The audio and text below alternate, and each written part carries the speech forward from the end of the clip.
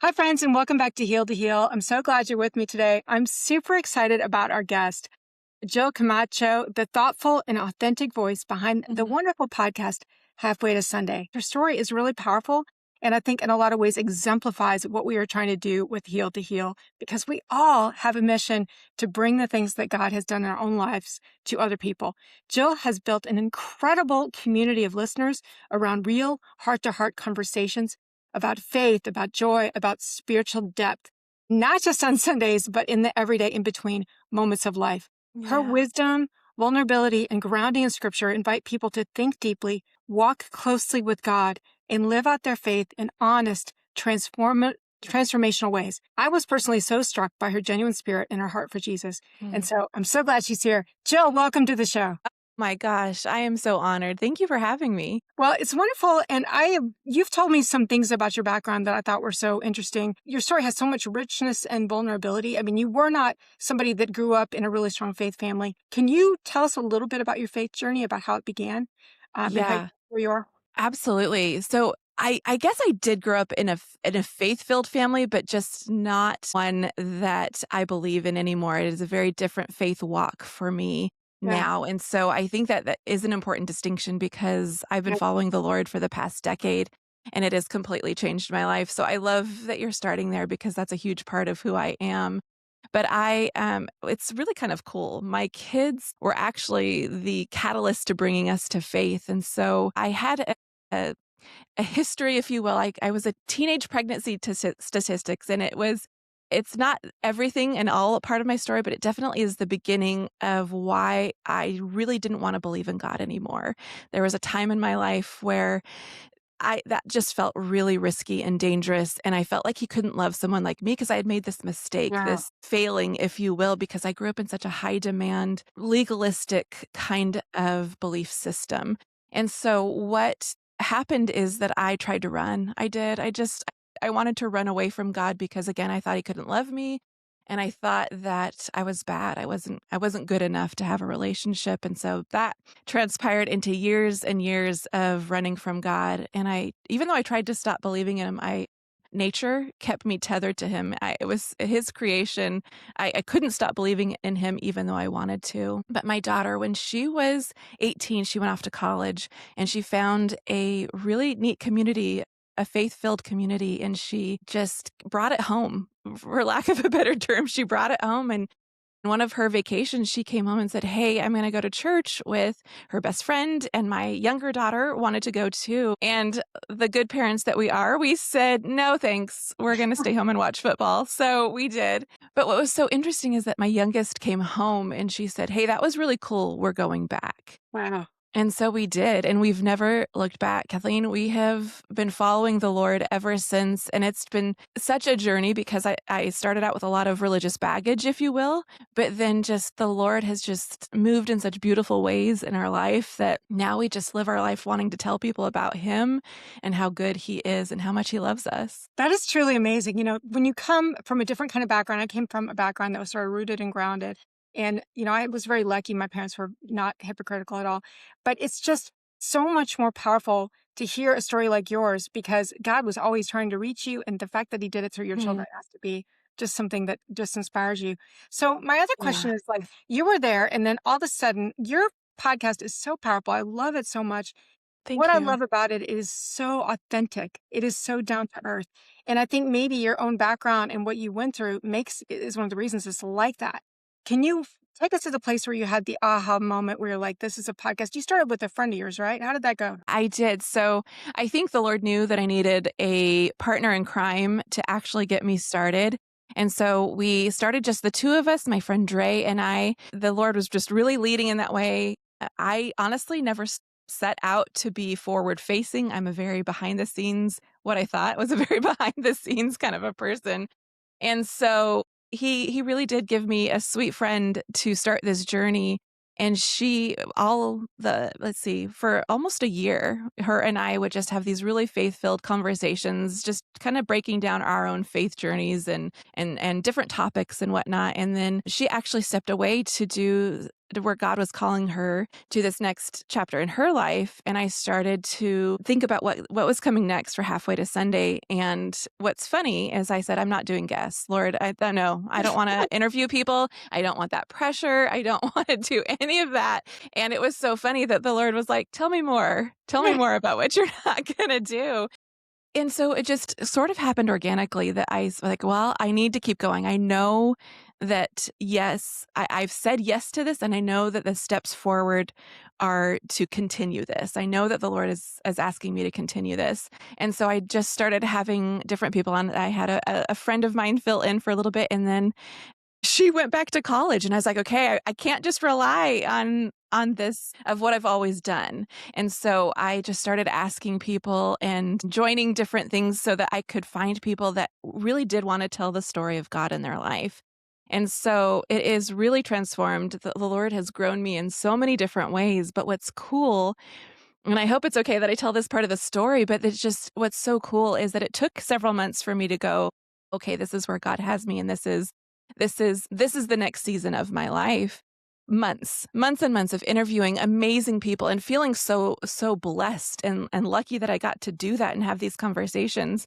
But it wasn't until late in last year that actually, right around the time that you and I met and you were on the podcast, I had this aha moment of this day of just, I woke up one morning and I had several interviews over the weekend. And I woke up one morning excited to tell the story of God. And he just he just opened my eyes and showed me just this really cool thing that he had done that I got to be a part of. I didn't have to. It didn't affect how he felt about me. It didn't affect like my salvation or anything like that. It's just this I get to tell. I get to tell the story of God. And he just opened my eyes to like, wow, I get to hold space for so many people to share what God is doing in their life and just share the love of Jesus. And like, what an honor that is. What a privilege that is.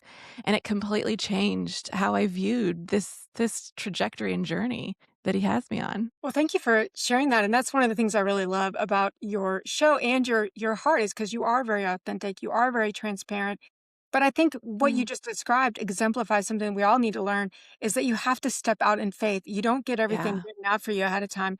And, in God's world, you have to take a step of faith. And, the things that God might be calling us up into might be so far above anything Yeah. we imagine ourselves doing. So when I heard you talking about some of these Yeah. things, I was like, wow, because I've, listened to many of your shows and the way that you interview these people, it really, for me, it feels like God has appointed you for this. You have a wonderful Wow. way that you express yourself and draw people into the story and that you showcase what they've done. And so that's why I would tell anybody, go and listen to Jill's podcast, Halfway to Sunday. It is wonderful. And so it Wow. has to be Thank you. interesting to look back, in hindsight and see the ways that he has impacted you. I had a question here about like, what is one of the things that this podcast done to change you personally? Would you speak to Mm. that? Is that part of the thing of just seeing yourself in a different light? Yeah. I think wow, it's an interesting question because I think it's something that I've thought about, but maybe not actually put words to. So I'm actually really interested that you asked me this question right now. And I think what the change I would say is I first of all trust him more in the way I live out my faith. And honestly, what came to mind and just full transparency is it comes sometimes yes comes with pruning. Sometimes yes comes with a release of other things so that you can do what God has called you to.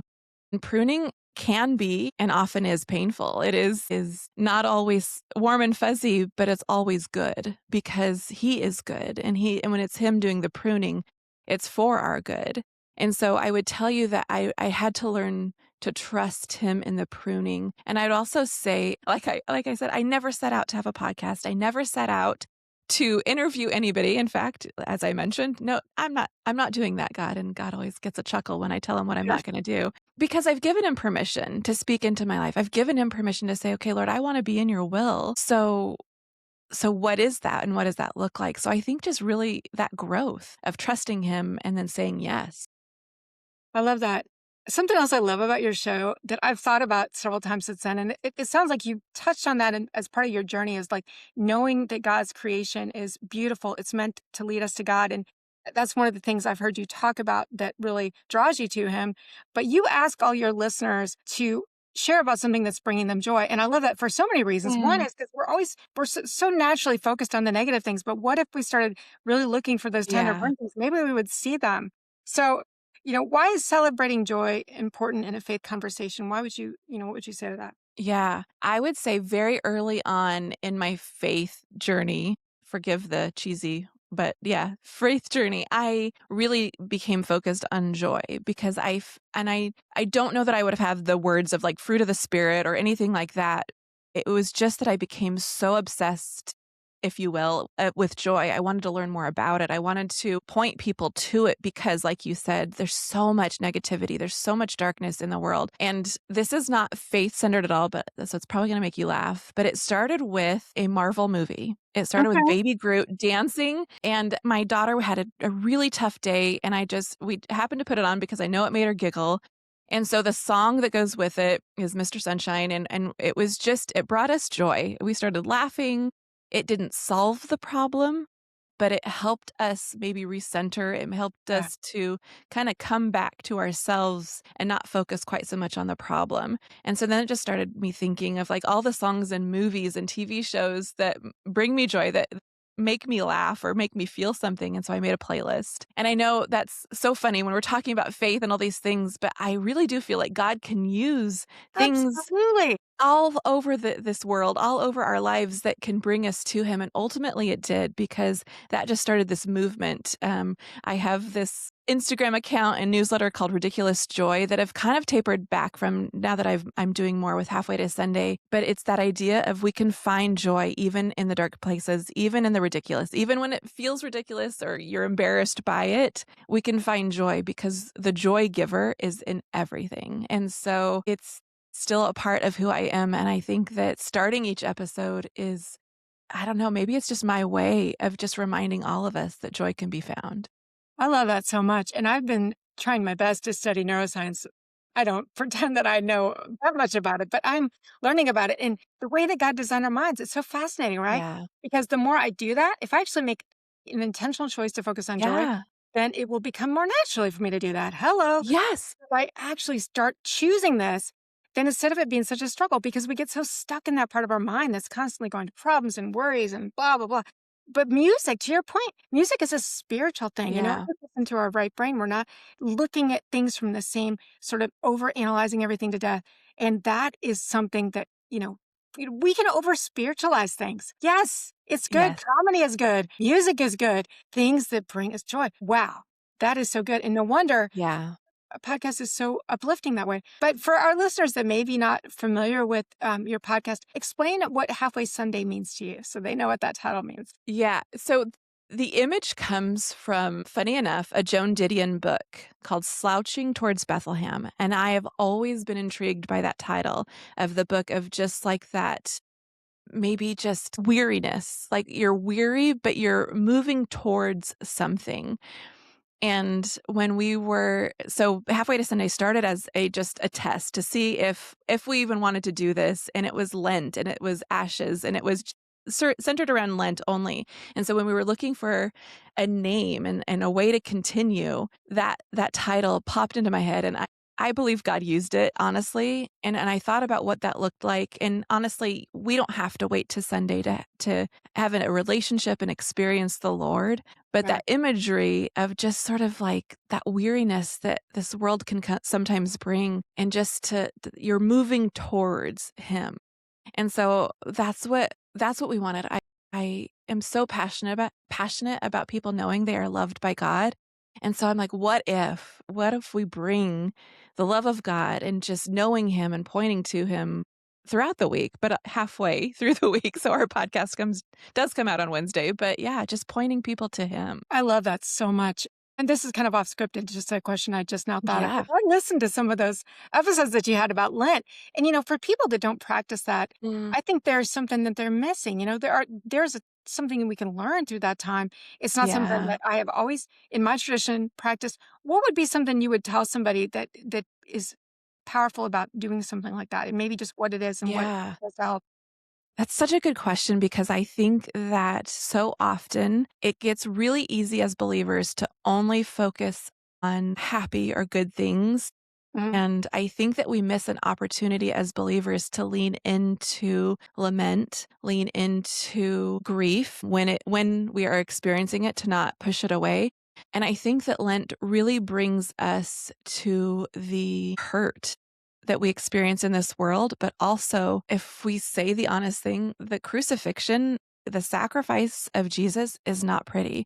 It's not warm and fuzzy. And sometimes it's easy to discount the sacrifice and the pain that our salvation comes from. And so Lent really does bring us to that grief and lament, but it makes Easter so much sweeter. It makes Resurrection Sunday so much more meaningful when we're able to go from that gap of, this is, without Jesus there's death and destruction, and with Jesus there is life and goodness and love. That's so powerful. That makes me think too that we need the contrast. There's a verse in Ecclesiastes that says there's a time to mourn, there's a time to dance, there's a time to laugh, Yeah. there's a time to cry, there's a time to... One of these are important. So yes, it's important that we think on these things, Yeah. set our minds on things above, but it is also important for us to focus on his sacrifice and focus on the things, God can use all of that to help us. And that reminds me of a conversation that we were having before we recorded. And if you're willing to share that, Yeah. very kind of deep thing that you went through, just to focus on the fact that God can use even the most tragic things to bring us closer to him. Can you share about that? Yes, I would love to. And because I live in the podcast world, I do want everyone listening to be so gentle with themselves, because this is hard topic. And so just be very gentle. It does talk about suicide in this part of the conversation. And so please, if that's too much, I don't want you to feel like you have to listen. But I was a high school leader for so many years in the church, and I loved it. I loved it. I absolutely loved it. I think high school students and that generation they're going to change the world. And I love it so much. And I did it for almost a decade, honestly, for the entirety of my faith, of just walking with high school students. And this last class that I walked through, like from freshmen to seniors, it just, honestly, just this amazing group of women. I do call them women because they are that now. One of our sweet girls, she had a really rough life. She had a lot of things that went on, and she died by suicide a couple years ago. And I don't quite know how to explain that time, except for I was so obviously devastated. But I think also too, there was something in that I couldn't even get to grief, because I was so lost in the what if, and that I couldn't save her. If I say the honest thing, like, we know that only Jesus saves, but when you love someone, you think that you can. You think that you do have that power, that I didn't love them enough, I didn't whatever do enough. And that's simply just not true. And if I also say the honest thing, like, I was stuck for a little bit, and I'm really grateful how we were able to tell the other girls in our group. We had our church has a counseling group attached. They're a part of the church, but it's attached to our church, and we were able to invite them into that, and so that they could come and help the girls process grief. And in the same way, me and my co-lead were available. They made that available to us as well, which was such a gift. But my husband even had to call, because he knew that I have a habit of not taking care of, I always worry about everybody else, but not necessarily myself, which is, kind of a mom thing too. Yeah. But he called and set up an appointment for me, because I was just so lost. But in that, I found not only a way to process my grief and misplaced guilt, but I also found healing for past wounds and traumas and things that this sweet girl's death left me with. And so it's so hard to talk about this really hard thing, this traumatic thing, and also say that through that, the Lord brought so much healing. And because that feels so complicated to say that there was a gift of healing attached to such a really hard thing. Yeah. Well, I love your authenticity and your willingness to share that, because I think if we can start to realize that just because God doesn't bring that thing, it's not that God caused it. It doesn't matter how bad it is. And, we don't call an evil thing good. That's a horrible thing that happened. But Yeah. to know that our God is big enough to, when somebody does what you did, and that's the difference, right? Because so Mhm. many of us, when something like that happens, we end up shoving all that down. We end up not addressing it. And so we're like, I'm Yeah. going to think about that. I'm going to do all this stuff. And what happens is that wounding there, whether it's guilt or Yeah. shame or worry or whatever it is, if we don't address it, it just infects and grows. But it was your Yeah. willingness, in my mind, to come, transparently to God and say, this is the honest truth about how I feel about this. Then Hmm. it's like he can bind up those wounds. He can use everything. So I think that that is something that you're speaking to anybody who is listening, who's been through something that hard is what would you say to that person right now? What's your Hmm. advice to them? I think what's most important, what came to me first, is that God can handle it. He can handle the hardest thing that you could say to him. He can handle it. And in fact, he invites that, and he loves you more than you could ever imagine. And I needed tools to be able to see that. I needed someone to help walk me through that because I was stuck. I was stuck in my grief. I was stuck in the guilt of it. I was stuck in the way the world says things should go. And so I would say also to anybody listening who feels stuck, who feels like it's too hard, that it's okay to ask someone for help. And there are licensed professionals and that do have a Christian background. And I begin to tell you what a gift my sweet Lisa is, my counselor and therapist who gave me tools to walk through what was really, really hard. And again, it butt up against things that I had shoved down. You said that. I shoved it down for years and years and years. And so I was able to find healing for things that didn't even apply to that current moment. And so it was just, I think, saying yes to the tools and asking for help, but also just that acknowledgement of, Lord, I trust you with this. Yeah. And that's really hard to say sometimes. It really is. Well, one thing that you and I have talked about that I really admire about you is you know and embrace the need to hear from God, to actually go to him. Mm, And so, you know, one of the things that I've heard you talk about is like coming to him as Papa, like, Lord, what's next? What should I do? And you've had mm, different parts that you've shared with me. What do you think that God is saying to you in this season of your life? You're doing mm, all these wonderful things with the podcast. What is your next Papa? What is that thing for you? hmm. I want to give a good answer because I'm like, there's what came to mind is last night. My husband and I help lead our foster and adoptive ministry at our church.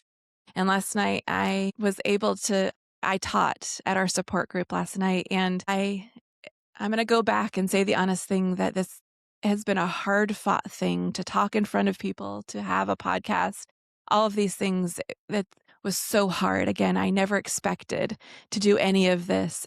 And the fact that I could get up in front of people and teach last night is so hard fought and so much a part of what God is growing in me because it was so like I could not speak in front of people for the longest time because of fear. And so last night I spoke on faith over fear Wow. because when we allow fear to drive, then we don't get to experience what God has for us. And I lived my life for so long, for so many years before Jesus and even after Jesus, of knowing Jesus and walking with Jesus. I let fear drive a lot. And so I feel like what he is showing me in this season is that is first of all, our fears are not bad. That Yeah. they're there for a reason, but they don't get to make the decisions. And so when we walk open-handedly and saying, "Okay, God, this is yours. This is all of this is yours. My life is yours. This podcast is yours. This ministry is yours. What do you want to do with that?" When you give him permission to to speak into your life in that way, he will. And so I think that's what I'm learning is just to let him speak and not only that, like to listen and say yes, because it's so easy to ask for something, but if we hear it and we don't follow through or do what he's inviting us into, then what's the point? What's the point in asking? And so I think that the trust and learning to trust him even more with every yes is I think what I'm learning. Well, obviously, that's exactly what he's doing because if somebody would have told me that you didn't have a background in the teaching ministry or that wasn't already something that you did, I would have thought, "What?" Because, when I hear you, I didn't know about those earlier fears or those kind of things. And you've interviewed so many different kinds of people on your podcast. Do you feel like God has Mhm. brought you those people? Like, there's so much diversity and so much inspiration. Do you have and you and your husband, I guess I don't want to do like the 7 questions in one thing that I always do. It's not fair, but I love that you and your husband are sort of a team. What's that like? So there's many answers. So I'm going to try to be as concise as possible. I feel like I can't answer this question without telling you this part of my story, that if you had told me 10 years ago that Alonso and I would have a podcast together, that we would run 2 ministries together, I would have said, yeah, right. No, that's not even possible. And so a really cool part of our story is we get to share the side of us that was before Jesus and the side of us that is after Jesus.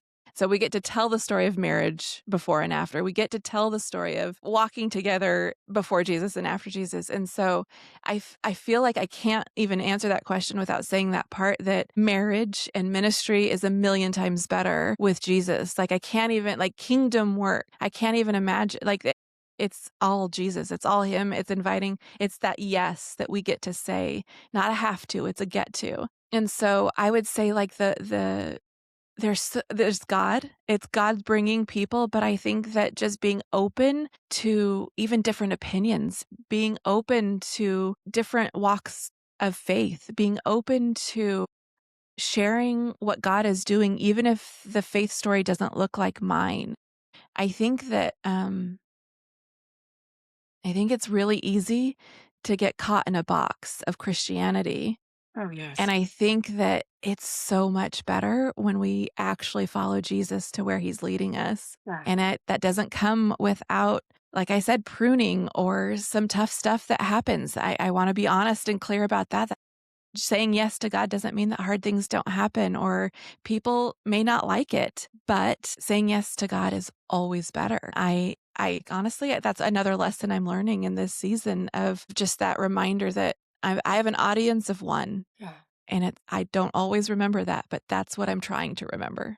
Wow, that's a lot, and there's so much there. And I love what you were saying too about have such a tendency to get so rigid in our Mm, interpretations and decide that we have the answers and everybody else doesn't. And but when you're confronted with the life stories and the way that God has moved in mm, somebody's life, it's impossible to do that. We have to realize that God is bigger yeah, than some of our little closed ideas, and that He wants for all people to be saved and come to a knowledge of the. yeah, He reaches us all differently. He speaks to us all differently, and he's able to use anything. And a willingness to talk to people from mm, different backgrounds is what this world needs.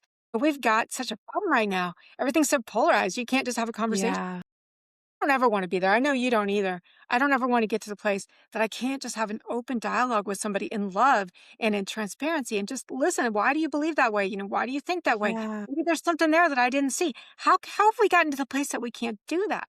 I think that if mm, Jesus was standing here and listening to this, he would say no. You know, you have nullified the word of God by the traditions you've handed down. You judge by mere appearances. We do all yeah. that stuff all the time, and he doesn't want that. He wants us to, like you have done, which I just applaud so much, is Thank have you. an honest conversation with somebody, have a down to earth dialogue with somebody, and let that person express themselves. Imagine that. So Yes.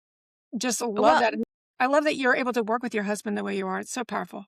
Well, thank you. I just wanted to jump into like what I see Jesus do in the Bible over and over again is ask really good questions. He Yeah. doesn't shy away from people who are quote unquote living a sinful life. He asks questions. He gets curious. And I feel like if we as followers of Jesus actually got curious and asked people about their life, about their faith, we'd see how God is moving in their story, even if, especially if it doesn't look like ours. And so I love that you highlight that because that's it. That's Yeah. get curious. What if we started asking questions and again, it may not line up with what we think or what we believe, but my gosh, just to be celebrating what God is doing in their life is what an honor that is. It really is an honor, and you've done that in exemplary ways. So anybody that's listening right now, I just can't encourage you enough to check out Jill's podcast, Halfway to Sunday. But thank you for joining us today. Jill, what is just a word of encouragement you could give to our audience, something that you could invite them into as they go forth into their day?